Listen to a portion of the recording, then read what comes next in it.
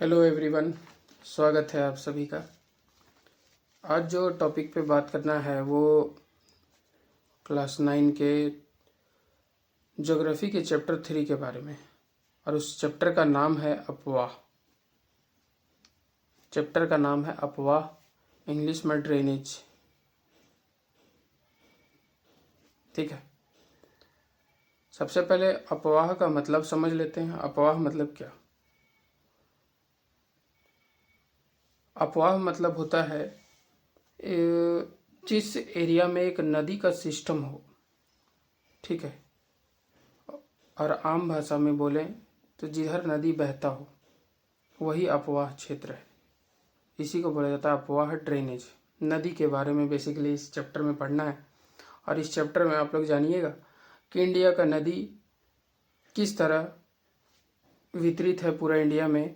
और इस मैप को देखिए थोड़ा, ये इंडिया में जो आपको लाइन बाय लाइन दिख रहा है, ये मैप देखिए, ये सारा नदी है। इंडिया में कौन सा नदी कहाँ पाया जाता है, उससे क्या फ़ायदा होता है, नुकसान होता है, ये सारी चीज़ें आपको इस अपवाह चैप्टर में पढ़ना है। ठीक है, तो हम लोग शुरू करते हैं। अपवाह जो लिखा है देखिए, अपवाह शब्द एक क्षेत्र के नदी तंत्र की व्याख्या करता है। अपवाह का मतलब होता है एक क्षेत्र का नदी तंत्र, नदी सिस्टम, रिवर सिस्टम। ठीक है, अब नदी तंत्र क्या हुआ, रिवर सिस्टम क्या हुआ? यानी कि एक नदी और उसमें बहुत सारी आके नदियाँ मिलती है, वो सारा नदी से रिलेटेड जितना भी कार्य होता है वो सब मिला के बनाता है नदी का सिस्टम, नदी तंत्र। ठीक है, अब मैप देख लीजिए, लिखा है कि आप जब मैप देखेंगे तो एक मुख्य नदी बहती है और उसमें कई सारी धाराएं आके मिलती है, बहुत सारी नदियाँ उसमें आके क्या होती है, मिलती है।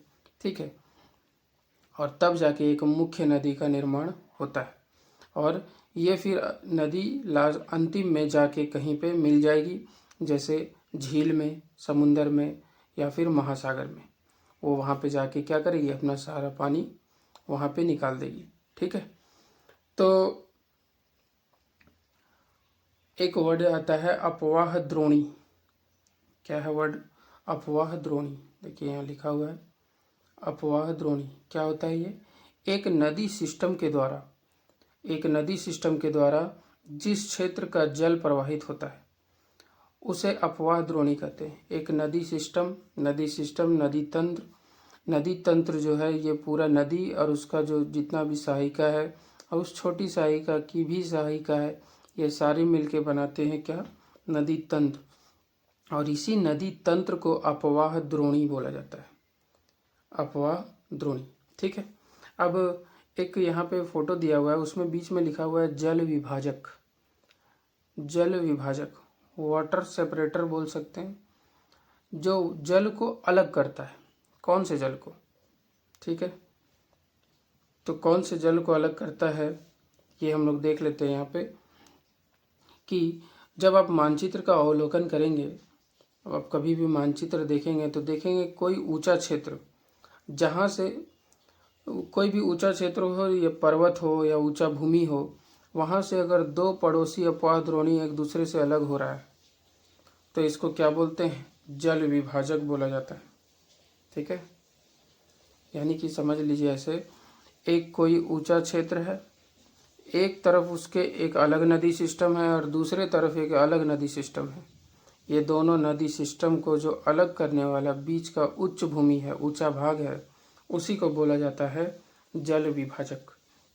ठीक है, तो अभी आप अपवाह द्रोणी के बारे में समझे, जल विभाजक के बारे में समझे। ठीक है, कुछ डिफिनेशन है, उसके बाद हम लोगों को आ जाना है नदी पे, कि कौन सा नदी इंडिया में कहाँ। ठीक, दुनिया में सबसे बड़ा जो अपवाह द्रोणी है वो देखिए किसका है, अमेजन का है। आप दुनिया में देखेंगे तो दुनिया में सबसे बड़ा अपवाह द्रोणी मिलेगा आपको अमेजन का। ठीक, अब एक क्वेश्चन आपसे पूछ लिया है कि भारत में किस नदी की अपवाह द्रोणी सबसे बड़ी है, तो आप लोग बताइएगा। आंसर उसका गंगा होगा। ठीक है, क्योंकि गंगा नदी भारत की तो सबसे लंबी नदी है ही, साथ ही उसमें बहुत सारी सहायक नदियाँ आके मिलती है, पढ़ेंगे आगे। ठीक है, अब थोड़ा कुछ डिफिनेशन जान लिए, नदी सिस्टम ये सब समझ लिए। अब यहाँ पे आपको देखना है क्या, अब आपको देखना है कि भारत में अपवाह तंत्र कैसा है, क्या देखना है आपको? भारत में अपवाह तंत्र, भारत में अपवाह तंत्र। अब भारत में अपवाह तंत्र यानी कि इंडिया में नदी का सिस्टम कैसा है। भारत में जो अपवाह तंत्र है वो कैसा है, तो भारत में 2 वर्गों में 2 भाग में बांटा गया है अपवाह तंत्र को। कितने भागों में? 2 भागों में। एक है हिमालय की नदियाँ यानी कि हिमालय क्षेत्र में पाई जाने वाली नदियाँ, और दूसरा है प्रायद्वीपीय नदियाँ। ठीक है, हिमालय की नदियाँ और प्रायद्वीपीय नदियाँ, ध्यान रखना है आपको। ठीक, अब ये अंतर क्यों है इसको, क्योंकि भौगोलिक अंतर है। आप देखें इंडिया का भूगोल कैसा है, इंडिया का ज़मीन कैसा है, तो वो 2 क्षेत्र में इंडिया के नदियों को बांट दिया गया है, और दोनों नदी का सिस्टम जो है वो एक दूसरे से अलग है। अब क्या अंतर है, कुछ अंतर देख लेते हैं। जैसे यहाँ पे हिमालय की नदियाँ लिखते हैं, और आगे हम लोग पढ़ेंगे कौन सा, प्रायद्वीपीय नदियाँ। क्या आपको प्रायद्वीप याद है? प्रायद्वीप आपको याद है? फिर से याद दिला देते हैं आपको। प्रायद्वीप का मतलब होता है एक ऐसा भूमि जो 3 ओर से पानी से घिरा हो और चौथे ओर अपने ज़मीन से जुड़ा हो। देखिए इंडिया का जो साउथ वाला भाग है इसी को तो प्रायद्वीपीय भारत बोला जाता है। क्यों? क्योंकि ये 3 ओर से समंदर से घिरा हुआ है। ठीक है, ठीक। अब यहाँ बोल रहा है हिमालय की जो नदियाँ हैं वो हिमालयी नदियाँ 12मासी होती है। क्या होती है? 12मासी, यानी कि 12 महीना ये इसमें पानी बहते रहता है, यानी कि साल भर इसमें क्या होता है, पानी बहते रहता है। क्यों? क्योंकि जब वर्षा हो रही है तो वर्षा से तो पानी इसको मिल जाएगा, लेकिन जब वर्षा नहीं हो रहा होगा तो ये निकलती हिमालय से, और हिमालय में बर्फ़ जमा रहता है, और बर्फ़ जब पिघलेगी तो इसको पानी की पूर्ति हो जाती है। ठीक है, तो इसीलिए ये कैसी नदियाँ हैं, 12मासी नदी है। ठीक, 12 महीने बहता है, और ये होगी 12मासी? नहीं है ये 12मासी। ठीक, और इसका एग्जाम्पल जो दिया है वो है सिंधु और ब्रह्मपुत्र। सिंधु नदी, ब्रह्मपुत्र नदी, और इंडिया में गंगा नदी भी।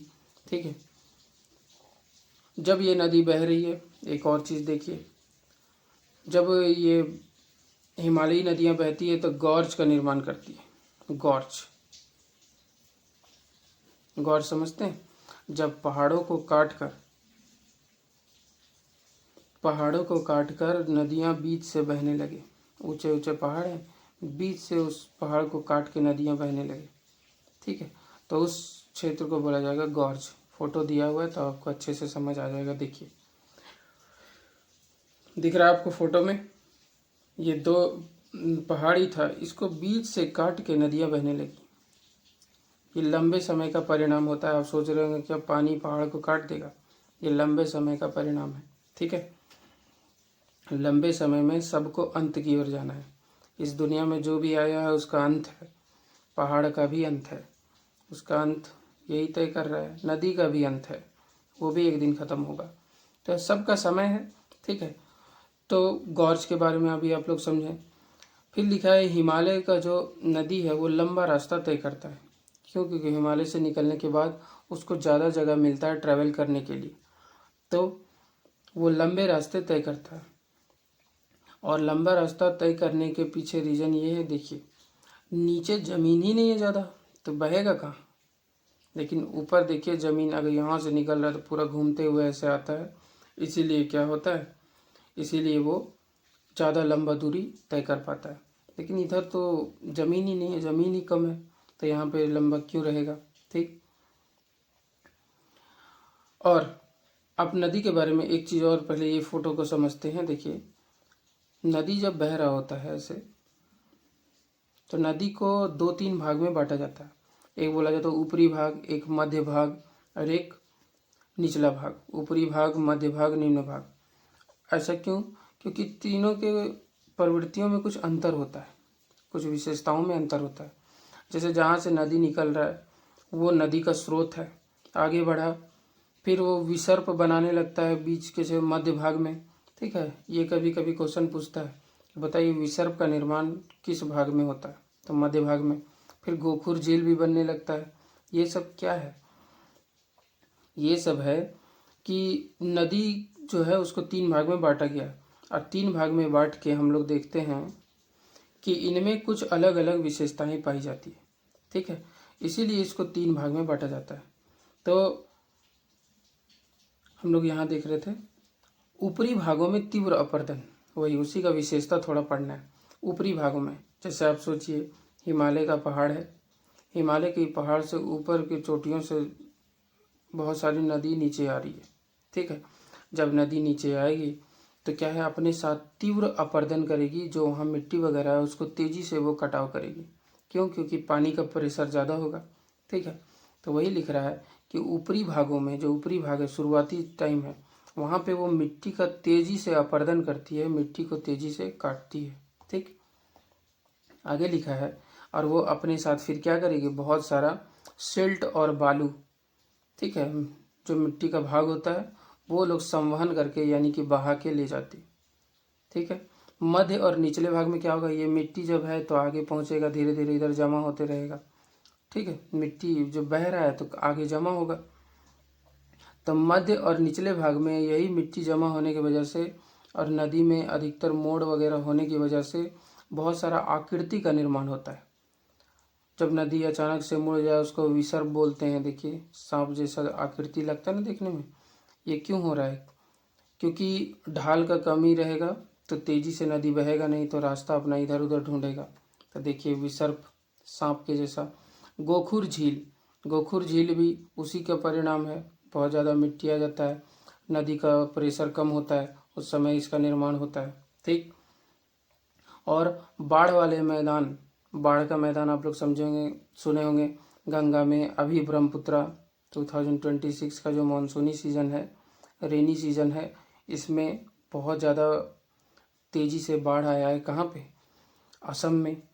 वो बाढ़ वाला मैदान, वहाँ पे क्या होता है कि अलग अलग तरह का आकृति का निर्माण होता है।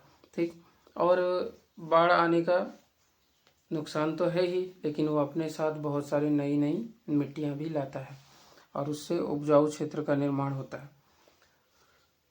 और जब ये नदी पूरा अंतिम छोर में पहुंच जाती है, देखिए ये जब वो समंदर में या कहीं पे मिलने वाली होती है, समंदर में अक्सर, तो वो डेल्टा का निर्माण करती है। ये डेल्टा क्या है? जब नदी लास्ट में पहुंचे और उसकी धाराएं बहुत सारे क्षेत्रों में बिखर गई। देख रहे हैं आपको कैसे बिखरा हुआ, और बीच बीच में आपको ये दिखेगा, भूमि दिखेगा, जमीन। बीच बीच में आपको जमीन दिख रहा है और ये इसका धारा जो है वो बहुत क्षेत्र में बटा हुआ है। और इसी आकृति को ये एक अलग लैंग्वेज में, देखिए ये पक्षी की तरह लगता है, पक्षी के पैर की तरह। ठीक है, इस तरह किसी पक्षी का पैर होता है उसी का, इसीलिए इसका नाम दिया गया है डेल्टा। ठीक है, तो डेल्टा का भी निर्माण होता है। अगर डेल्टा पूछे कौन से भाग में निर्माण होता है तो कौन सा भाग में होगा? निचला भाग में होगा। ठीक, ठीक है, तो ये हम लोग पढ़ लिए कौन सी नदियों के बारे में, हिमालयी नदियाँ। प्रायद्वीपीय नदियों का क्या खासियत है कि ये बारहमासी नहीं होती है, ये मौसमी होती है। ये नदियाँ कैसी होती है? मौसमी होती है।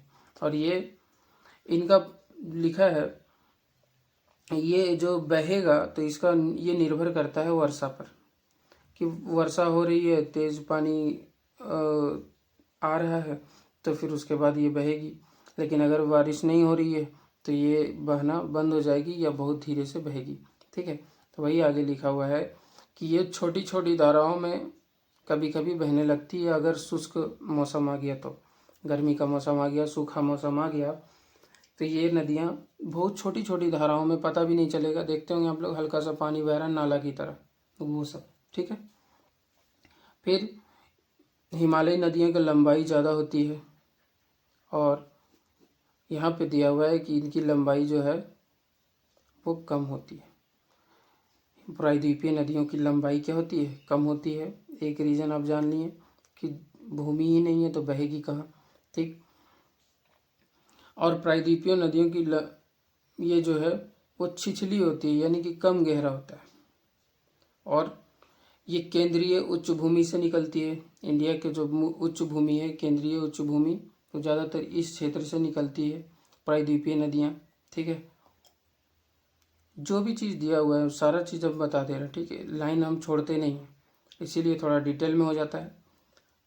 और इसका फ़ायदा आपको क्वेश्चन आंसर करने में, और जब आप आर्ग्यूमेंट वगैरह करेंगे किसी से तो आपको क्लियरिटी रहेगा। मेरा यहाँ पे मकसद वो नहीं है कि आपको क्वेश्चन आंसर करवा दें और समझ, मेरा मकसद है कि लोग थोड़ा समझे अच्छे से, इसीलिए लेक्चर लंबा होने से फ़र्क नहीं पड़ता ज़्यादा। तो केंद्रीय उच्च भूमि से निकलती है और किधर बहती है, पश्चिम की ओर बहती है। ये यहाँ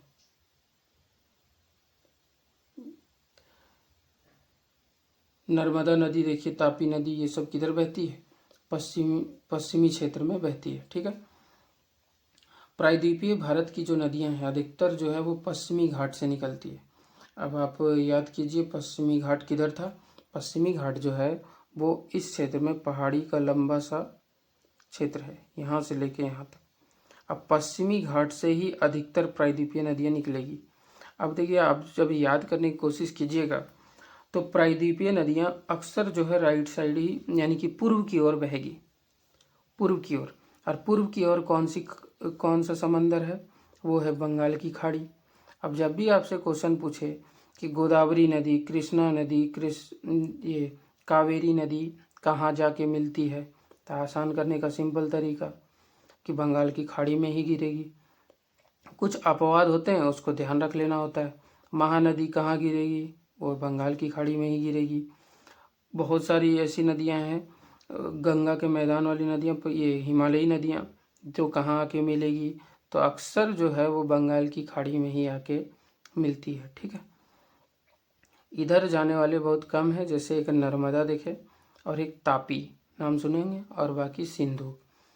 मेन नदी ये है 3, ठीक है। ठीक, तो इंडिया में जो अक्सर प्रायद्वीपीय भाग में देखेंगे वो कहाँ से निकलता है, पश्चिमी घाट से। प्रायद्वीपीय भाग में जो भी नदी बह रही है वो कहाँ से निकलेगा, पश्चिमी घाट में, और बहेगी किधर, तो बंगाल की खाड़ी की तरफ, ठीक है। तो यहाँ तक आप लोग जो समझ पा रहे होंगे कि इंडिया का नदी सिस्टम कैसा है, और उसके बाद आपको एक एक नदी के बारे में थोड़ा सा जानकारी ले लेना है, ठीक है।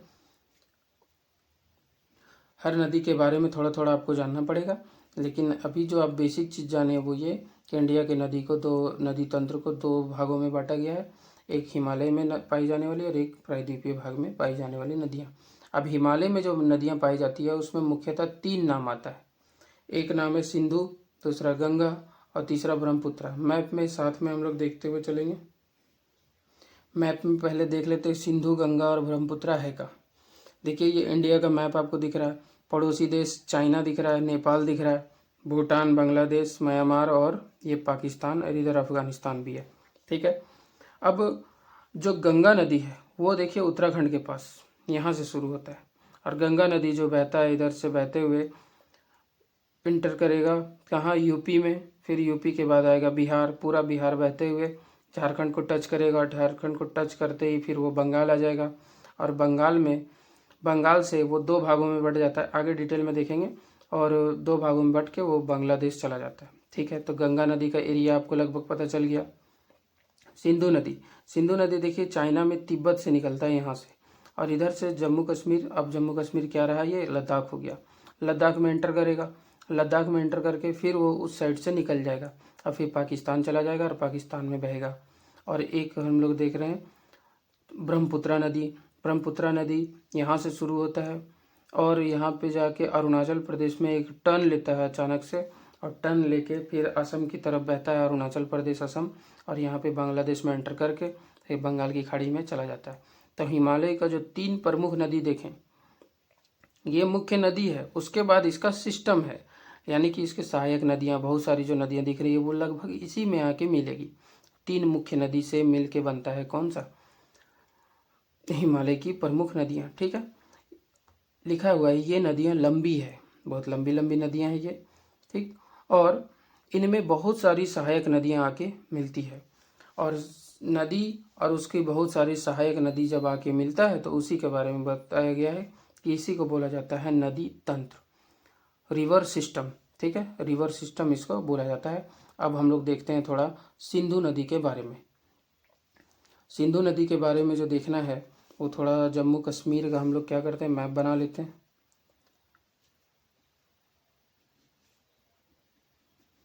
जम्मू कश्मीर का मैप थोड़ा लग रहा आपको? नहीं लग रहा, फिर भी मान लीजिए, ठीक है।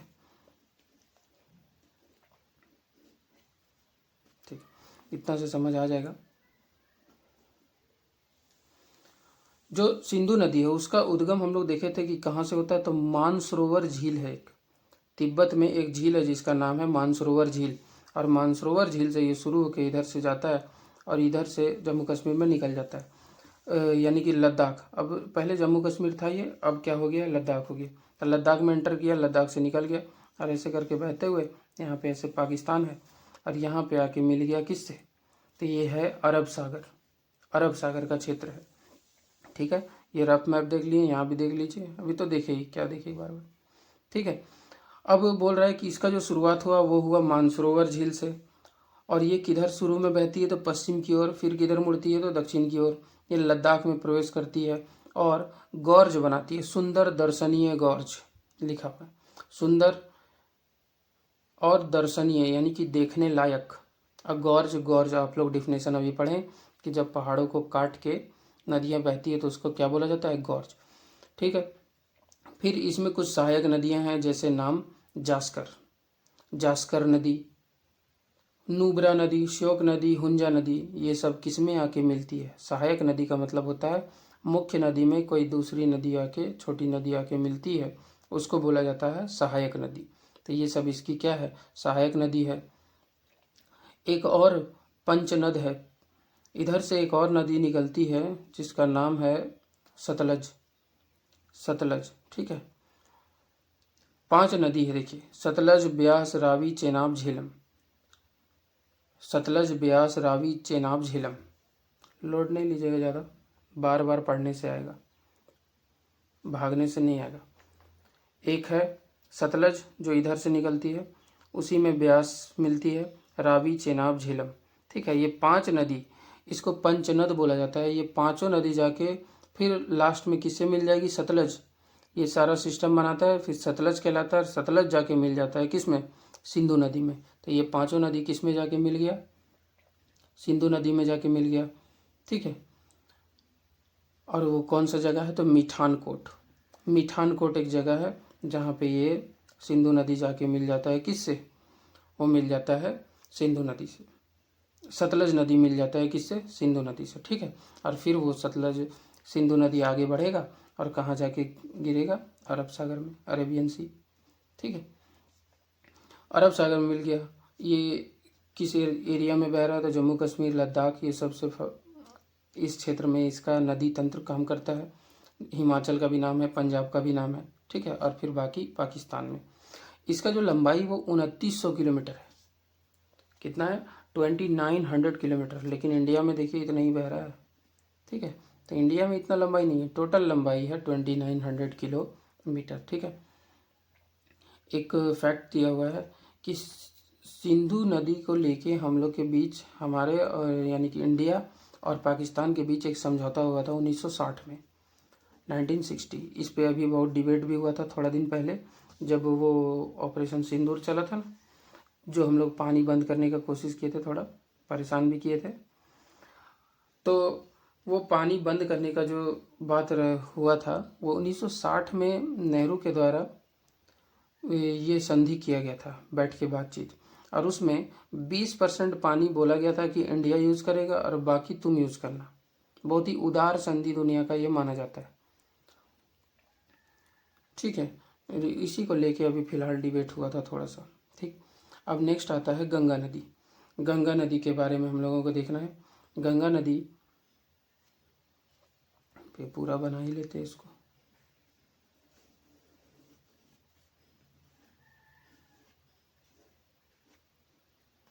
काम चल जाएगा, है ना।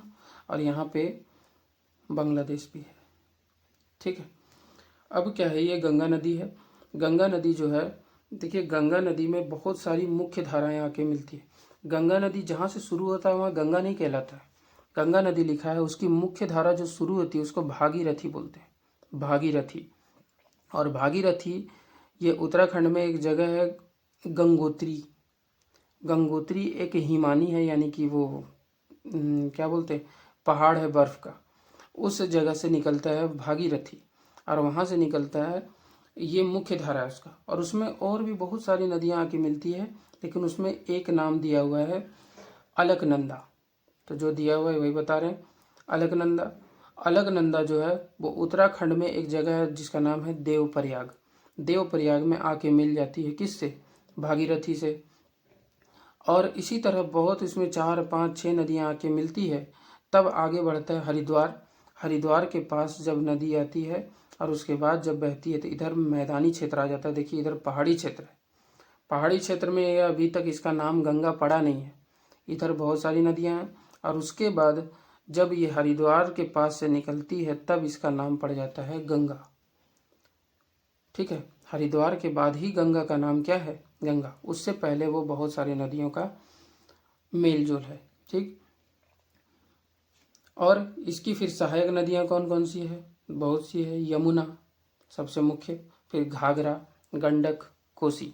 देख लीजिए, ये है गंगा नदी, इसमें 2 दिखाया गया है, ये 2 मुख्य नदी मिलती है, फिर गंगा बह रही है।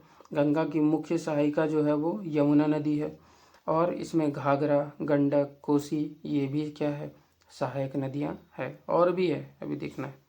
ठीक है, लिखा हुआ है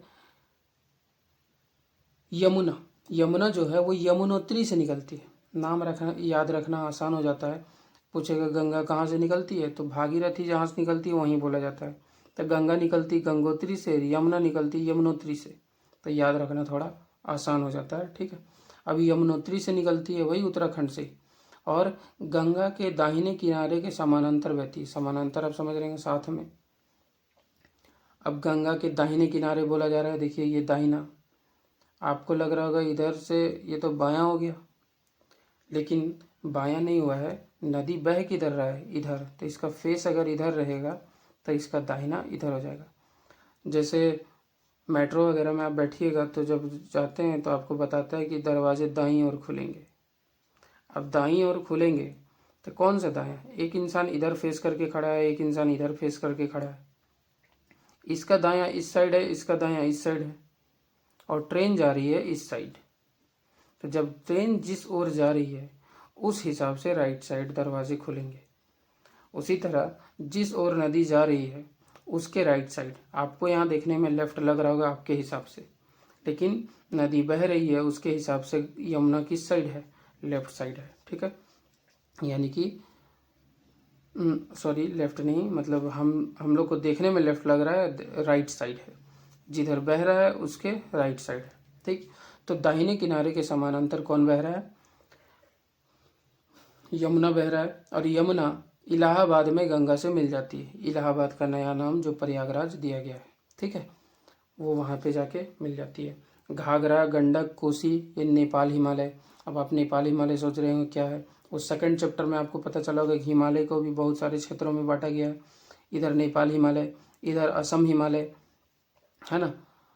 तो ये नेपाल हिमालय में कुछ नदियाँ निकलती है इस क्षेत्र में, जैसे घाघरा, गंडक, कोसी, ये सारी नदियाँ जो है वो नेपाल हिमालय से निकलती है, और किस में जाके मिलती है, गंगा में जाके मिलती है। ठीक है, और क्योंकि इस क्षेत्र में पानी बहुत ज़्यादा, बारिश बहुत ज़्यादा होता है, नेक्स्ट चैप्टर में आप देखेंगे कि कैसे बारिश इंडिया में बहुत ज़्यादा इस क्षेत्र में होता है।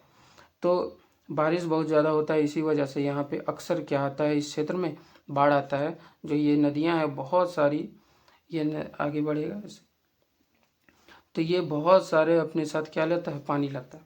और जब पानी लाएगा तो गंगा नदी उफान पे चली जाती है, और क्या होता है, बहुत ज़्यादा बाढ़ आने का खतरा बढ़ जाता है, और अक्सर हर साल आता भी है। ठीक है, जान माल का नुकसान होता है, लेकिन एक फ़ायदा होता है, जो मिट्टी नया नया आता है उससे उपजाऊपन बढ़ जाता है। गंगा की जो सहायक नदियां हैं उसमें सिर्फ मैदानी क्षेत्र से सहायक नदियां नहीं आती, यानी कि गंगा के मैदानी क्षेत्र से ही सहायक नहीं, बल्कि देखिए इधर जो प्रायद्वीपीय भारत है इस साइड से भी बहुत सारी नदियां जाके मिल रही है, किससे, गंगा नदी से। तो वही एक लाइन यहाँ पे लिखा हुआ है, देखिए कि प्रायद्वीपीय उच्च भूमि से आने वाली कुछ सहायक नदियाँ भी किस में आके मिलती है, गंगा में। और उसका नाम है चंबल, बेतवा, सोन नदी। तीनों का लोकेशन देख लीजिए, दिया हुआ है। चंबल नदी, बेतवा नदी ये किधर से निकल रहा है, प्रायद्वीपीय भारत से निकल रहा है, और सोन नदी ये सारी आके मिलती है किस में, गंगा में। तो गंगा एक ऐसी मैदानी नदी है, हिमालयी नदी है, जिसमें प्रायद्वीपीय भारत से भी जाके नदी मिलती है। ठीक है, तो ध्यान रखना है आपको। फिर बाएं, जितना भी बाएं से और दाएं से इसमें आके नदी मिल रही है, ठीक है, सब सहायिका के साथ वो आगे बढ़ती है और सब सारा पानी लेके, देखिए लिखा हुआ है गंगा जो है वो पूर्व दिशा में बहती है, पूर्व दिशा में आपको दिख रहा है बह रही है। फिर पश्चिम बंगाल के फरक्का, पश्चिम बंगाल के अंतिम की तरफ जाएंगे तो एक जगह पड़ता है फरक्का, ठीक है। फरक्का जो है वो लगभग समझ लीजिए बॉर्डर के पास है, उसके बाद बांग्लादेश आ जाएगा, ठीक। तो ये लिखा हुआ भी है, देखिए गंगा डेल्टा का सबसे उत्तरी बिंदु है। गंगा का जो डेल्टा है, यानी कि डेल्टा आप समझ रहे हैं ना, ये जो डेल्टा बनता है उसका सबसे उत्तरी बिंदु यहाँ से शुरू होता है और यहाँ से इसी फरक्का के आसपास, ये फरक्का जो है मुर्शिदाबाद डिस्ट्रिक्ट, ये बंगाल का एक डिस्ट्रिक्ट है मुर्शिदाबाद, और वही मुर्शिदाबाद में ये दो भागों में बढ़ जाता है। गंगा गंगा जो है यहाँ से दो भागों में कट जाता है और ये मुर्शिदाबाद से निकलता है। एक नाम है, नाम आप लोग शायद सुने होंगे, हुगली। क्या नाम है, हुगली। और ये हुगली नदी, आप लोग कभी कोलकाता अगर गए हों तो बोलता है देखो ये गंगा नदी है, तो देखिए गंगा से निकला हुआ नदी है जिसका नाम हुगली है। वो गंगा अगर उसको डायरेक्टली बोलिएगा तो वो सही बात नहीं होगा, ठीक है। जो कोलकाता में बह रहा है वो गंगा नहीं बल्कि कौन सी नदी है, वो हुगली नदी है, ठीक। और इसको क्या बोलेंगे, गंगा से एक वितरण हो गया, अलग हो गया एक नदी जिसको वितरिका बोला जाता है, ठीक है। तो ये हुगली नदी वितरिका है किसकी, गंगा नदी की, ठीक है। ये दोनों किधर बह रहे हैं, दक्षिण की तरफ, ठीक। और ये फिर डेल्टा का निर्माण करते हैं और डेल्टा का निर्माण करते हुए कहाँ मिल जाएगा अंतिम में, वो बंगाल की खाड़ी में जाके मिल जाता है, ठीक है।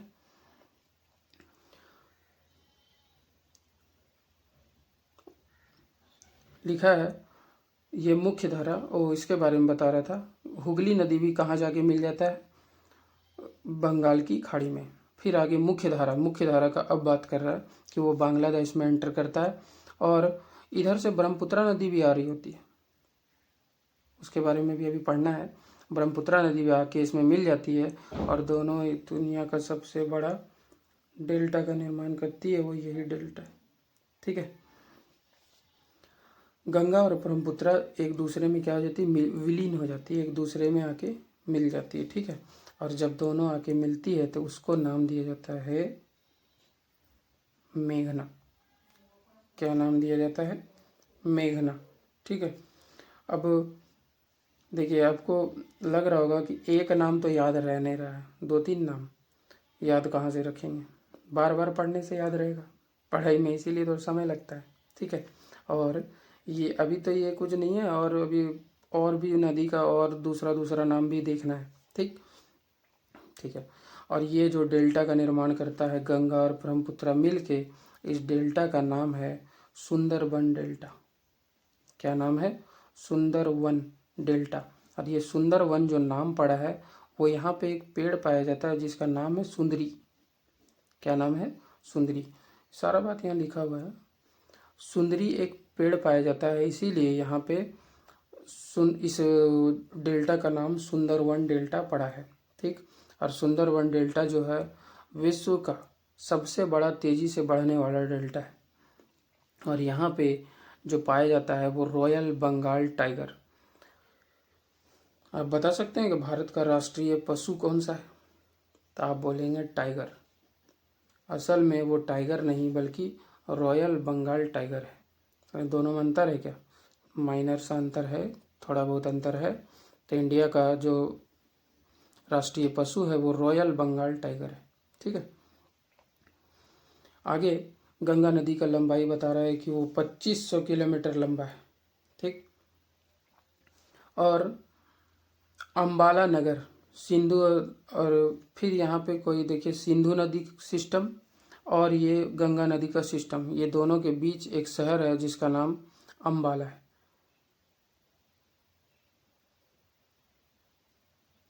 ठीक है। अब ये अम्बाला, देखिए यहाँ लिखा हुआ है, अम्बाला नगर सिंधु तथा गंगा नदी तंत्रों के बीच जल विभाजक है। जल विभाजक का डिफिनेशन आप लोग पढ़े थे। कोई ऐसा ऊंचा भूमि जो दो नदी सिस्टम को अलग करता हो। तो सिंधु नदी सिस्टम और गंगा नदी सिस्टम दोनों को अलग करने वाला जो ऊंचा भूमि है उसका नाम है अम्बाला नगर। और अम्बाला से फिर इधर बहुत डिटेल में बताया है कि अम्बाला से ये गंगा जो बहती है ईस्ट साइड वो 1800 किलोमीटर लंबा है। ठीक है, लेकिन इसमें जो गहराई है, जो गिरावट है, जो ढाल है, उस ढाल में गिरावट मुश्किल से 300 मीटर है। यही लिखा हुआ देखिए, मुश्किल से 300 मीटर, यानी कि इतना लंबा दूरी में ऊंचाई बहुत ही कम कम हुआ है। तो इसका क्या मतलब है कि नदी बहेगा एकदम, समझ लीजिए एकदम प्लेन बह रहा है नदी, ढाल तो है ही नहीं। और ढाल नहीं है, हर 6 किलोमीटर में 1 मीटर ढाल है। तो इसीलिए बहुत बड़ा बड़ा विसर्प बनेगा, सांप जैसा क्षेत्र, क्योंकि नदी जिधर मन करेगा उधर बहने लगेगा, क्योंकि रास्ता ही नहीं है, ढाल ही नहीं है, जिधर रास्ता मिलेगा उधर ही जाएगा। तो इस तरह का विसर्प बनाता है। ठीक है, अब धीरे धीरे कट गया है वो, अब रास्ता बना हुआ है, लेकिन उसी जब बन रहा था तो ये बहुत सारा विसर्प का निर्माण किया था। ठीक है, आज के लेक्चर का लास्ट देख लेते हैं, ब्रह्मपुत्रा नदी। ब्रह्मपुत्रा नदी भी मानसरोवर झील के पास, देखिए मानसरोवर हम लोग यहाँ देखे थे, सतलज भी यहीं पे देखे थे, और जो ब्रह्मपुत्रा नदी है, ब्रह्मपुत्रा नदी यहाँ से ऐसे निकलता है, और मानसरोवर झील के पास ही सिंधु और सतलज के काफ़ी नज़दीक से वो भी निकलता है। ठीक है, इसका लंबाई सिंधु से कुछ ज़्यादा है, लेकिन ये ज़्यादातर जो बहता है वो इंडिया से बाहर ही बहता है। जैसे ये भी था, देखिए इधर कहाँ बह रहा है तो चाइना में, यहाँ आके कहाँ बह रहा है तो बांग्लादेश में, बीच में सिर्फ ये जो बहा है वो क्या है, वो है इंडिया में। ये जब निकलता है तो हिमालय आपको पता है, ऐसे हिमालय यहाँ से लेके यहाँ तक, बोल रहे हिमालय के समानांतर ये बहता है। समानांतर यानी कि ऐसे ऐसे ऐसे हिमालय है, इसी के बगल बगल ये बह रहा है और बहते हुए आगे बढ़ता है। और नामचा बरवा एक शिखर है, एक यहाँ पे पहाड़ है जिसका नाम है क्या, नामचा बरवा, और वहीं पे ये अचानक यू टर्न लेता है, लिखा हुआ है यू टर्न लेता है नामचा बरवा शिखर के पास से, और ये अचानक यू टर्न लेके मुड़ जाता है और इंडिया में एंटर कर जाता है। इंडिया में एंटर कर जाता है और अरुणाचल प्रदेश में, अब यहाँ पे कौन सा स्टेट है इंडिया का, अरुणाचल प्रदेश। अरुणाचल प्रदेश में एंटर किया और एक गॉर्ज बनाता है, गॉर्ज, फिर वही पहाड़ों को काट के ये एंटर करता है। ठीक है, लेकिन जहाँ पे ये एंटर किया उसका नाम वहाँ पे दिहांग है। अब देख रहे हैं, फिर आप सोचिएगा कि ब्रह्मपुत्रा तो याद नहीं रह रहा, दिहांग याद करें। अब दिहांग के नाम से जाना जाता है। आगे फिर उसमें उसकी सहायक नदियाँ मिलती है, जैसे दिबांग, लोहित, केनुला, ये सारी नदियाँ जब उसमें आके मिलती है तब ये फिर असम में क्या कहलाती है, ब्रह्मपुत्रा। तो असम में ब्रह्मपुत्रा कहला रही है, यानी कि असम से पहले कुछ और नाम था, तो जब एंटर किया था इंडिया में तो नाम है दिहांग। लेकिन इसी ब्रह्मपुत्रा को तिब्बत में बोला जाता है सांगपो। क्या बोला जाता है, सांगपो। जब क्वेश्चन पूछेगा तो समझ आएगा। अभी तो आपको लग रहा होगा भारी, लेकिन यही है कि भारी क्या है, 2-3 बार याद करेंगे, 2-3 बार पढ़ेंगे तो आ जाएगा मन में। बांग्लादेश में इसी का नाम जमुना है, यानी कि एक नदी का 3 नाम पहले तो आप ध्यान रखिए, 4 भी कर सकते हैं। ये तिब्बत में बह रहा है ब्रह्मपुत्रा, तो सांगपो। जब इंडिया में एंटर किया तो इसका नाम पड़ा ब्रह्मपुत्रा। जब एंटर किया उस समय नाम पड़ा दिहांग।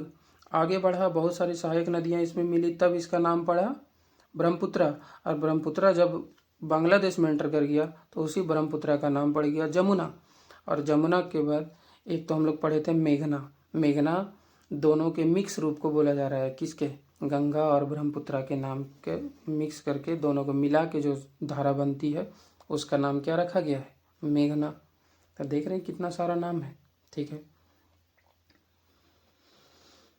लास्ट थोड़ा ये भी जो है ये बहुत ही उच्च वर्षा वाले क्षेत्रों से बहती है, और जब शुरू होती है तो ये थोड़ा पठारी क्षेत्र में बहती है, इसीलिए ज़्यादा अपने साथ मिट्टी वगैरह नहीं लाती है, लेकिन इस क्षेत्र में इसमें बहुत सारा मिट्टी वगैरह बना रहता है। और ये भी नदी बहुत कम ढाल में बहती है, यहाँ पे जो मिट्टी वगैरह लाती है तो वो फैल जाता है चारों साइड, जिसके वजह से देखिए यानी कि जल एवं सिल्ट की मात्रा बढ़ जाती है। सिल्ट वही मिट्टी समझ लीजिए, अब वो बहुत मात्रा बढ़ जाती है। अब ये बार बार जब मिट्टी ला के यहाँ पे जमा करेगा तो खुद पानी बहने के लिए जगह का कमी रहेगा, पानी बहने के लिए जगह का कमी रहता है, तो क्या होगा, वो फिर इधर उधर बहने लगेगा। जब पानी कम है तो नदी ऐसे बना हुआ है ऐसे, तो वो कभी इधर कभी इधर कभी इधर, इधर कभी कट के जैसे तैसे बीच में ज़मीन निकल गया, ये हो गया वो हो गया, यहाँ ज़मीन दिख रहा है। फिर जब तेज़ नदी तेज़ आएगा पानी तो पूरा ढह जाएगा, बह जाएगा। इस तरह का चीज़ वहाँ पे होते रहता है। तो ये क्या है, अनेक धाराओं में बहती है। अब देख रहे हैं कभी अनेक धारा में बह रहा है, और इसी अनेक धारा को बोला जाता है गुम्फित नदी। गुम्फित, गुम्फित यानी कि समझ लीजिए तैर रहा है, वो नदी तैर रहा है। कैसे तैर रहा है कि गड्ढा ही नहीं है, ज़्यादा गड्ढा नहीं है तो ऊपर ऊपर बह रहा है, और जब नदी में पानी कम है तो कहीं भी ज़मीन निकल जा रहा है। ठीक है, तो ये हो गया क्या, गुम्फित नदी। और इसीलिए ब्रह्मपुत्रा नदी में बहुत सारा नदी द्वीप का निर्माण होता है। नदी द्वीप, फिर डिफिनेशन याद कीजिए, द्वीप वैसा क्षेत्र होता है जो चारों ओर से पानी से घिरा हो। एक ऐसा भूमि, एक ऐसा जमीन जो चारों तरफ से पानी से घिरा हो। अब नदी द्वीप किसको बोलेंगे, नदियों में पाया जाने वाला द्वीप। द्वीप किसको बोलते हैं, ऐसा जमीन जो चारों तरफ से पानी से घिरा हो। अब ये जमीन आपको लग रहा है कि इधर से भी पानी से इधर से भी पानी से घिरा हुआ है, तो क्या बन गया, ये बन गया नदी द्वीप। और दुनिया का सबसे बड़ा नदी द्वीप, दुनिया का बात हो रहा है, इंडिया का नहीं, दुनिया में सबसे बड़ा जो नदी का द्वीप बनता है वो बनता है इसी ब्रह्मपुत्र नदी से। वही पूछ रहा है क्या आपको पता है, हाँ, तो उसका नाम जो है वो है माजुली। माजुली एक आइलैंड है, माजुली द्वीप। माजुली द्वीप जो है वो ब्रह्मपुत्र नदी पे ही बनता है। ये दुनिया का सबसे बड़ा क्या है, नदी द्वीप है। ठीक, और देखिए ये गुम्फित नदी है, ज़्यादा गहराई नहीं है इसमें, इसीलिए अक्सर हर बार बाढ़ का कारण बनता है। बाढ़ के द्वारा असम तथा बांग्लादेश में भी बहुत क्षति पहुंचाती है, असम में भी और बांग्लादेश में भी। अभी जो आप लोग सुन रहे हैं कि असम में बाढ़ आया हुआ है 2026 में, वो कितना ज़्यादा प्रॉब्लम क्रिएट किया हुआ है असम में, आप लोग देखिए। ठीक है, तो उसका क्या रीज़न है, हम लोग की वजह से नहीं। अब देखिए नेचर का चीज़ है, लेकिन बहुत सारा चेंजेस हम लोग भी करते हैं, इसके वजह से भी हम लोग को और ज़्यादा परेशानी झेलना पड़ता है। ठीक है, और तो यहीं तक ये लास्ट आज के पार्ट में इतना ही रहने देते हैं। ठीक है, तो आप लोग अच्छे से पढ़ते रहिए, और ये फैक्चुअल ज़्यादा है, इसको 2-3 बार देखिएगा तो आपको पूरा नदी सिस्टम इंडिया का समझ आने लगेगा। बार बार मैप को देखिए और याद करने की कोशिश कीजिए, आपको याद हो जाएगा। ठीक है, तो आज के लेक्चर में इतना ही रहने देते हैं, आप लोग अच्छे से पढ़िए। ठीक है, धन्यवाद, थैंक यू।